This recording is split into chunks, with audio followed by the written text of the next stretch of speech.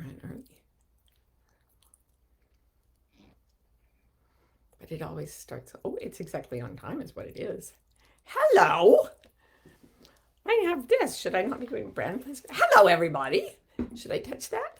I don't know. Try it. Oh, I'm going to touch this. Hang on. I keep touching my phone and nothing's happening. Oh, well. How you doing, everybody? I think the Instagram is working. If not, we'll soon find out. How are you on this beautiful Sunday morning, Sunday afternoon, Sunday night, wherever the heck in the world you are? The what? Monday morning. Monday morning for some of you. Hello? All of you off in Oz and Kiwi land. Did you know? Well, I'll save it for when everybody's here. How you been? Tracy is here and Libby and Beth and Pam and Emily, Elizabeth and Kira and Florence. Hi, Christine. Oh, with the grandbabies. And Kathy Kozak. Oh, there we go. We're going to start the Instagram now. Oh. And we are. There are so many technologies at work here, you guys. You have no idea. Okay. Checking the connection. Then we'll go. Oh, I'm alive. I'm alive. Like Frankenstein's monster. I'm alive. Hi, everybody. This is the Gathering Room, and I'm Martha Beck, and you are all here with me in this virtual space on this virtual day. I just read an article that said there's good evidence and mounting scientific evidence that the entire universe as we know it is a simulation. I can't get into the details here. I will just say that I agree with it. And it begs the question, if it's a simulation, who's simulating? Because really, why would the whole universe be a simulation with no reason? If it's a simulation, it kind of insists that there be a simulator. Anyway, in this gorgeous simulated world we call Earth, it is the 21st day of March, which is the first day of spring here in the Northern Hemisphere or in the US. I'm not sure what it is in different parts of the globe. Don't know what it is in China, for instance. But also, it's very close to the spring equinox. The spring equinox was last night, and that is when the day and the night are of equal length. So the solstices happen. The winter solstice is when the night is longest.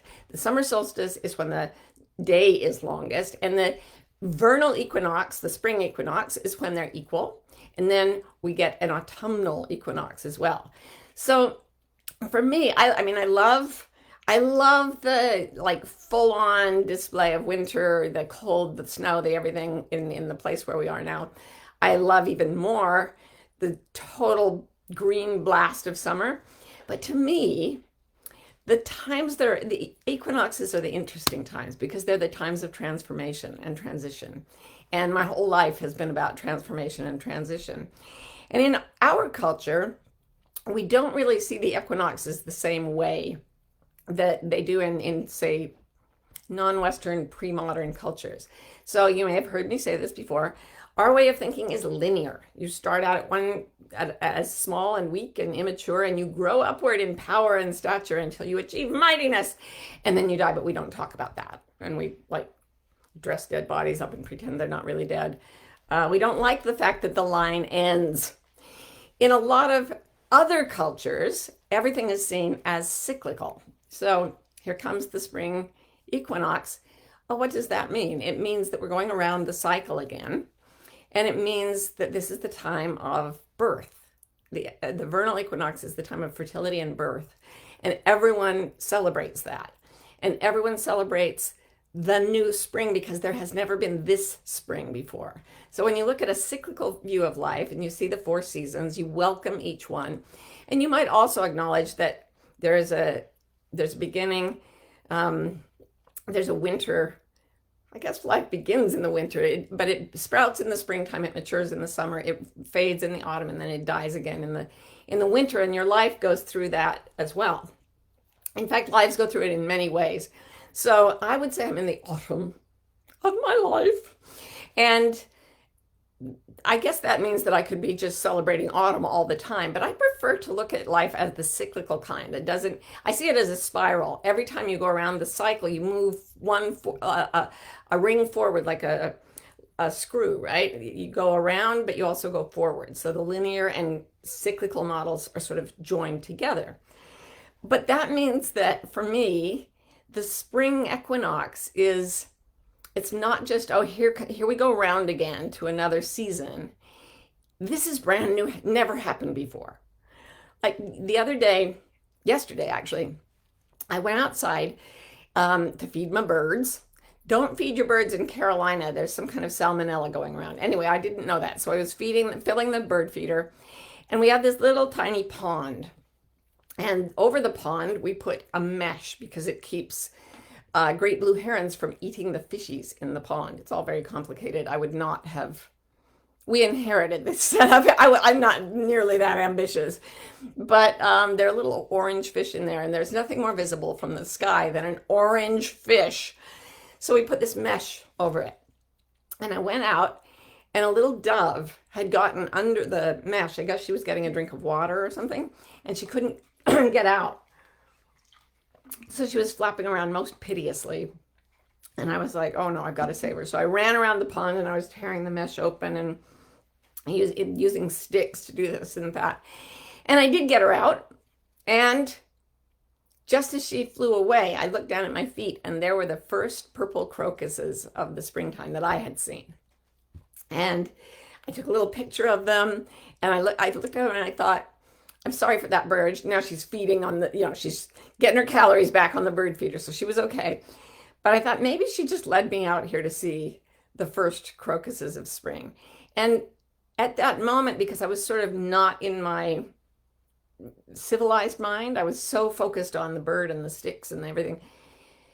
They were like the first crocuses I'd ever seen in my life. It was like, what is that?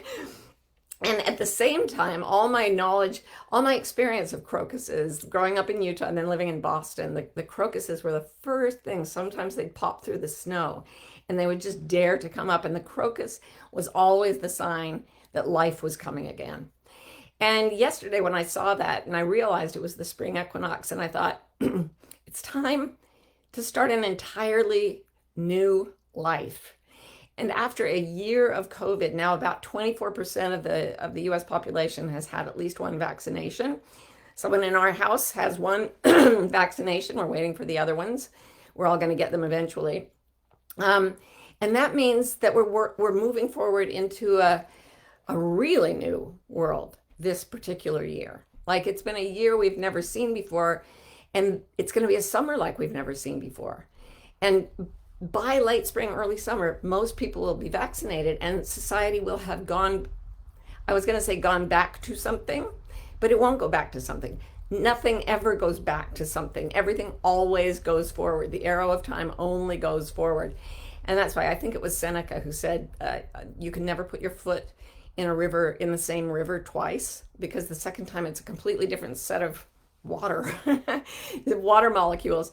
And then my friend Stephen Mitchell said also, you can never stick your foot in the same river twice, because it's never the same foot. Like, everything changes all the time. And if you perceive life that way, and this is how the enlightened seem to perceive it, everything's always fresh and new, and everything's miraculous. You guys know I love the spiritual teacher Byron Katie, and every time I've gone to eat with her, her experience of the food is so incredible. She's like, it's like she's never had a bagel before in her life, yet she knows what they are. But I'll never forget one time I went to this breakfast buffet with them, and Katie, I'd been asking Katie, what's it like if you're completely without suffering? What is it like if you're completely, suffering comes from regretting the past, or being upset about something in the past and fearing the future.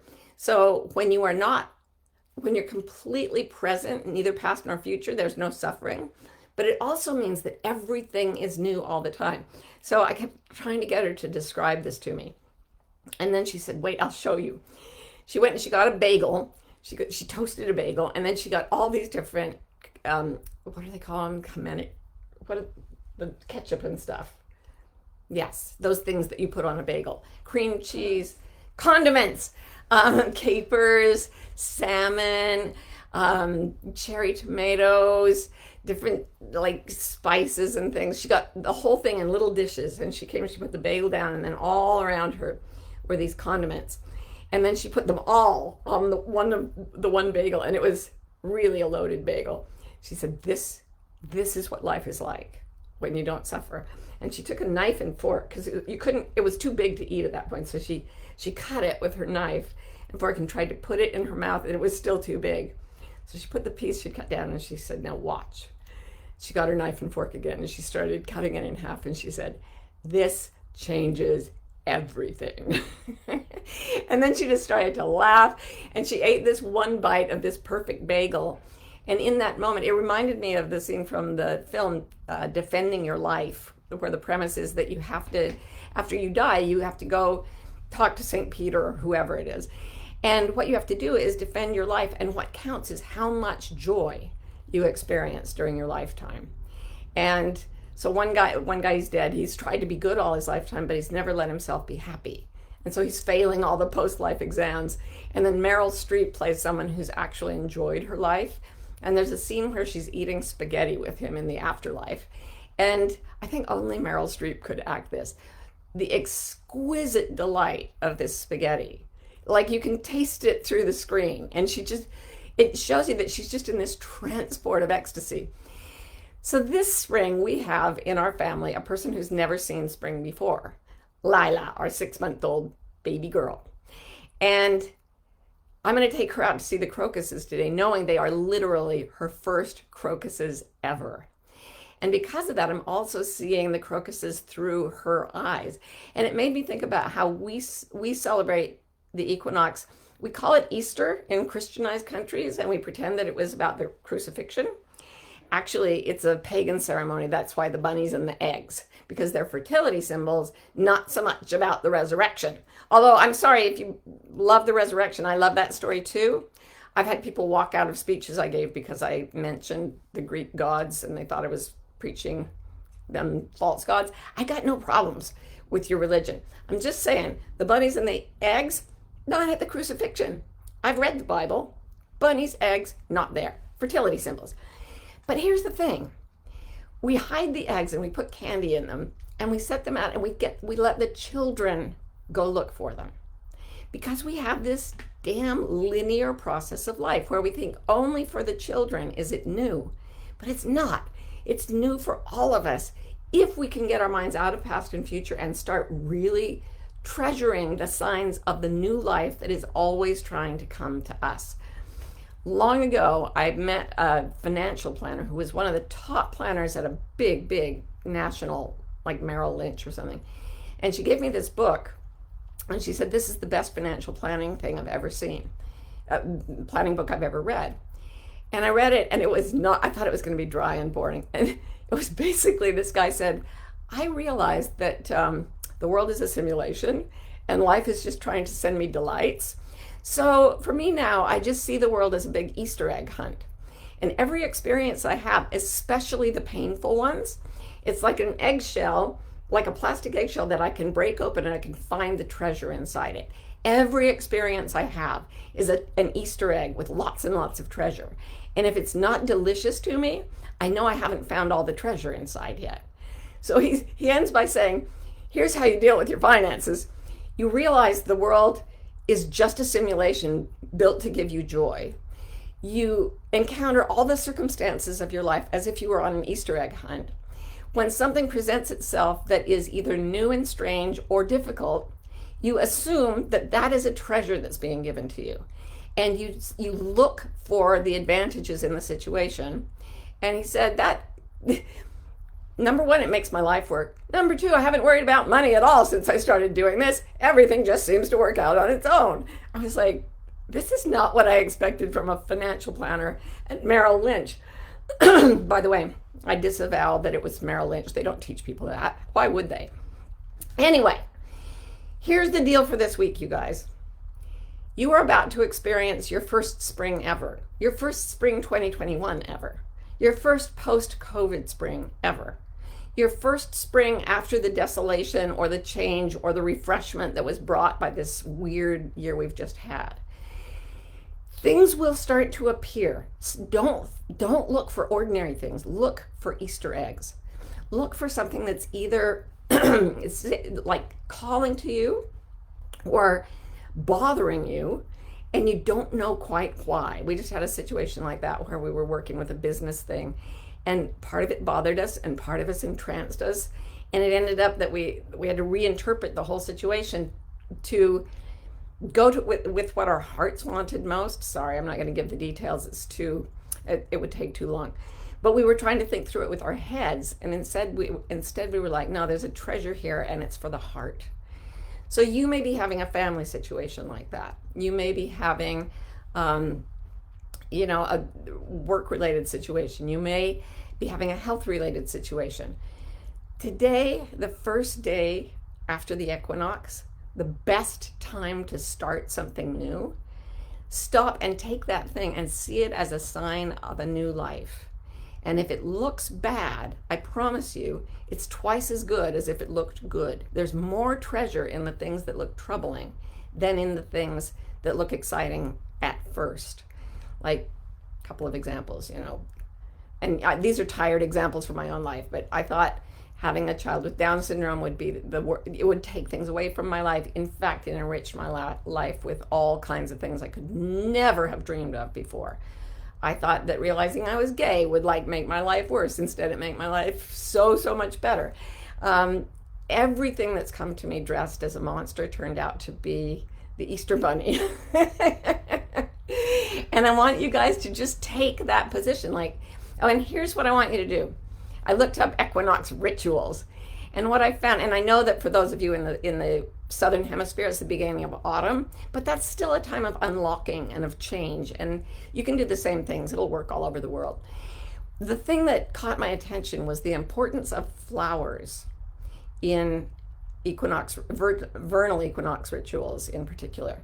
Flowers, again, are a symbol of fertility because flowers, I don't know if you know this, and people might walk out on me for this too, but flowers are the way plants have sex. Flowers are literally the way female plants and male plants produce the pollen, the parts of the new plant that need to get together to create sexual reproduction. Some plants are asexual, they reproduce other ways, but flowers are ways for plants to get together, and they need bees and other insects to do it. A bee has to visit both flowers. So in a way, bees are the messengers of love, and so are a lot of other insects. It's more interesting if you think of it that way. So flowers have this incredible symbolism, and if you've ever read Eckhart Tolle, who was also beyond suffering, he always talks about how a flower will take you into stillness more powerfully than any other being, because it's so alive, but it's so still. And so what I realized is that over history, people have gathered flowers at the equinox, and I'd like you to get yourself at least one flower, if you can, this week. A real flower. Go out and find one that's growing in the ground. Buy one at a flower shop if there's one open. Find a way to have contact with a flower, and sit with the flower for a minute and imagine that it's the first flower you've ever seen. And then trade places with the flower and think that the flower is looking at you, and it's the first person the flower has ever seen. And then ask the flower, what is your advice for my new life? Then pretend to be the flower and see what the flower tells you. Because flowers are all about what is born anew every single springtime. And who knows, maybe you are the first human that particular flower has seen. So that's my weird advice for this week. Find a flower and get its advice on how to have a new life. And now I will take some questions that our fabulous badger, Rowan Mangan, has been sending me secretly behind the scenes. So the first one is from Anne. She says, any suggestions for those who are nervous about leaving the cocoon of winter? Yes, just really go out and find the flowers. I'll never forget, my first daughter was born in February in Boston. It was freezing cold. And I waited and waited. I was much younger then, so time passed more slowly. And I remember one day I found a lilac bush that had put out a few sprigs, and this was probably in March or April. And I was walking home from class. My ex-husband had the baby. I ran the rest of the way home. I grabbed her, I put her in a little backpack. I ran back and I showed her this one burst of lilacs, and I buried her face in it and let her smell it and told her all about these are lilacs, and they're the most wonderful thing. And all I remember about that morning, it was snowy, it was cold, it was cloudy, it was polluted, I was under pressure, but all I remember is this beautiful baby and this sprig of lilacs. If you can focus your attention on the beauty, if you can cut one piece of bagel in half and say, this changes everything, I am going to be completely in this experience, there's no room to be afraid of emerging, because you're not thinking about emerging, you're just in the space of becoming. And it's scary if you think about the past and future, but if you're always in the present, and flowers and food and bunny rabbits and chocolate eggs will take you there, then it's not scary. It's entrancing. It's magical. Okay. Arunda Vananda. I don't know how to pronounce that name. I'm so sorry. Arunda Vanandan, I think. She says, struggling with starting a writing project, how to break through to move forward. Sorry, that was hard for me to read because it was white on dark. If you are starting a brand new project, this is actually the very best time to do it. But the wrong way for me to go about it is to sit and stare at a blank page or a blank canvas. I talked to you guys last week about creativity, and I painted this week, and I got to tell you, the painting I'm working on sucks. I hate it. I think I figured out some things to fix. But the important thing is I'm going forward. And once you're moving forward, you can find things to fix. Like once the flower opens, then as flowers open all over the place, it's on, spring is coming. So instead of just staring at something that hasn't happened yet, find something that's already flourishing. Like maybe you've put out tweets in the past that you really like. Maybe you once wrote a page you think is cool. Go back to your old journal. See if there's an interesting tidbit that can push you. You can say, I like that sentence. I'm going to write it down again. Write down things you've already written. I was talking to a wonderful writer yesterday, the day before, and they said that they write their stories, their books on one computer, and then they print it out, I think, and then get on a completely different computer and retype it by sight, because there's something about looking at what they've already written that makes them able to make it much better. I haven't tried it yet, but I always use the method of find something you've written before, even if it's just a journal entry, and then springboard off that. That's your flower. And from that, summer can come. So don't start from zero, start from the flower. Oh, and that's the same as the next one. How to get unstuck. Feeling very overwhelmed. Exactly, you're trying to make summer come out of winter. That ain't gonna work. Instead, take overwhelm. Overwhelm is your Easter egg, right? It's got a lot in it. It's got one of those plastic ones, and it's got chocolates and jelly beans and all kinds of delicious things in there. So your job is to take the overwhelm and not try to swallow it whole. You won't enjoy it that way. Break it down, break it down, break it down.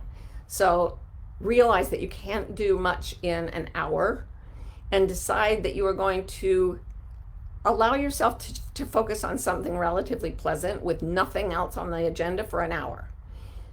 Get with a flower and be still for 1 hour. It won't be wasted time. Stillness, coming into stillness. The lessons that we learn from the plants, they're not absolutely still, but they're growing so slowly. Did you know that plants wake and sleep, and they play, and they communicate? Scientists are now finding out that plants can do all kinds of things, but they do them very slowly compared to us. So if you sit and get really slowed down, and then you start to notice something beautiful, something tender, something new, something interesting, that's going to move you forward. And you just focus on that for a while. Give yourself permission to not do anything else for the rest of the day if you want. If you're overwhelmed and you're not moving forward, give yourself the whole day. Might as well. I did that yesterday, the day I found the crocuses. We'd been trying to work on this business thing. Wasn't going anywhere. And I just said, the energy's wrong. We got to stop this. My heart doesn't feel this. Let's go outside and smell a flower. And then I woke up and had a different idea, and everything started to break loose and break free and become delicious like an Easter egg, and fertile like a bunny, and redeemed like Jesus. I guess Jesus was the Redeemer.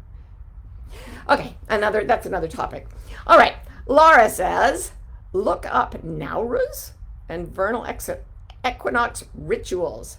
Marty, what rituals do you incorporate in your creative life daily? Oh, I love that question. I do not know what Nowruz means, but I will definitely Google it. I love rituals that are about centering and stillness. So, for example, this morning, I woke up at about 5. It was dark. And I was very rattled. I grabbed my phone and the screen was locked, and then it called 911 by accident. It was not a good thing. And I had to talk to the police and convince them I wasn't being held to ransom. It was rattling. So then what I had to do was I had to observe my calming rituals. So I went to my calming chair, which is a calming chair because I've sat there and calmed myself down many times. Put on my calming blanket. It's a purple blanket. It's my friend, my purple blanket. Sometimes I just put my hands on it and I feel calm. And basically, I haven't really matured past 6 months myself, have I? My little transitional objects. And then I get my calming glasses and I read my calming books, which sit by my bed, and they're always there for me. And the one I read this morning was by Jack Kornfield. It's called A Path with Heart. And within a few seconds of starting to read his work, my whole heart rate dropped and settled. And interestingly enough, there was a flower on the cover, and it made me think about the crocuses. And from a nightmare in the middle of the night, I was suddenly in a brand new still spring morning when the first crocuses have just shown up. And it was because I was blessed by Jack Kornfield's writing. So yeah, those are my boring little rituals, but they sure work for me. Okay, Aditi says, please, I'm expecting to receive 2 job offers early next week. I'm struggling to decide which one to choose. One involves returning to the country that we moved from last year and to a role that is similar to one I have done before. Another to a part of the country that we have lived in over 10 years ago, and a totally new type of role, which excites me. How do I decide which one is best for me?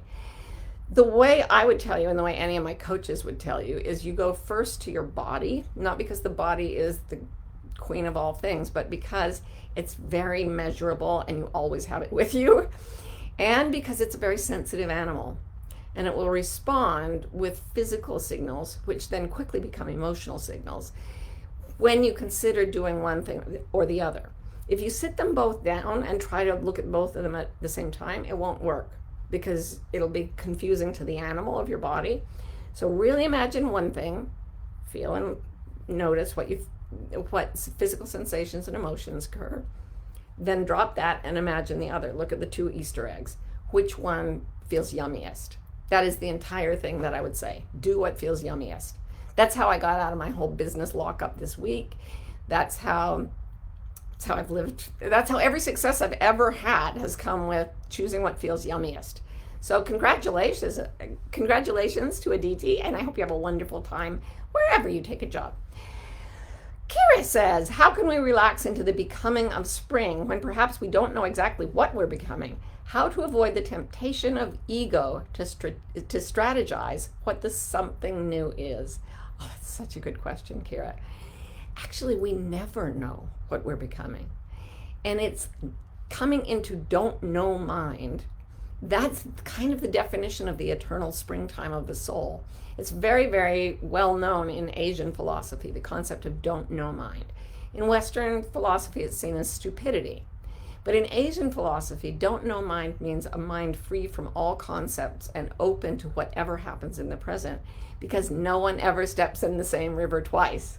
In the West, we categorize and we routinize things, and it's very efficient for certain things, but we don't realize that it's never the same river. So number one, you never know. So just notice that it's always happening, and maybe that will help you relax. And when the ego comes in and says, I need to lock down, I need to figure out what it is, what you'll find is that you get stiff, stale. It doesn't feel like the flow of nature. It feels like a box. Like the difference between a syringe and a flower. Western culture likes to go with full control. I will use the syringe to make things happen. Nature uses the flower, and the syringe is often really useful, and I'm really grateful for it. But when it comes to what's moving forward in our lives, we don't know. And the flower somehow knows. The flower is okay with not knowing. And that's what I would focus on, not figuring it out, but being okay with open mind.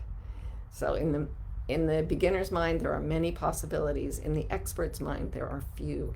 Be the beginner, not the expert. So Donna says, I'm wanting a new life each day. How can I stop the resistance I feel when I hear that everyone say, go back to normal? As I don't want to go back to the world. I don't want what was in that old world. I want a new flower each day, but it seems everyone else wants what was. That could be. And you know what? What they want has absolutely no relationship to your inner experience. You get to walk through life like Byron Katie does, experiencing everything new and everything delightful. And it doesn't matter if the people around you are stuck in their ruts. You don't need their permission. You don't need their consent any more than a brand new baby needs permission and consent to be amazed by a new leaf. You own that, and no one can take that from you. No one. And finally, Jessica says, what are you reading for spring while we wait for your book, of course? Oh, thank you. Oh my gosh, I'm reading some really interesting books because I'm going on a lot of podcasts. And I will tell you a book as we get off that has nothing to do with this entire thing, but I love it. It's a book on negotiating. And it's called Never Split the Difference. And it's by a former FBI hostage negotiator named Chris Voss. And I'm going to be on his podcast. So I was like, I will find, and his book is amazing. It's about how all cooperation is based on irrational psychology. And it's about how to work effectively in the world while maintaining your integrity. And the guy is brilliant, and it's very off pace. But one of the things I was going to tell you that I ruled out that I'm going to drop in at the very end of this is a brilliant way to start something brand new. Go read a book about something you've never heard about before. I'm also reading one about a plane crash in the Canadian winter Rockies. Like, read stuff that's just wildly divergent, and the combination of new perspectives will come together and create facets like a diamond, like a gem that have never been seen before. So that's another way to start springtime. Read 3 books that are completely different from anything you've ever looked at before, and then see how that comes together and makes new pathways in your brain. And pretty soon things will be blossoming in there, just like our lovely purple crocuses in the garden. So welcome to springtime in the Northern Hemisphere. Welcome to the autumnal equinox in the Southern Hemisphere. And I hope that we're all going to love what we're becoming. I love you, and I will see you next week on The Gathering Room. Same bat time, same bat channel. Mwah, mwah, mwah. End.